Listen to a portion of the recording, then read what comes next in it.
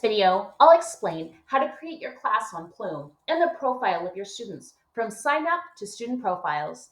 At the end, you'll be ready to choose your writing activities. So let's get started.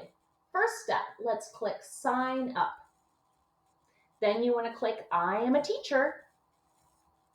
At this point, you want to choose either continue with Google or enter your email address and password twice. When you're done with that, go ahead and click create an account. You are now in your teacher's space. You want to click on add a group or a class.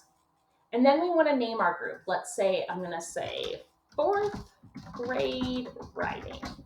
And then I want to add.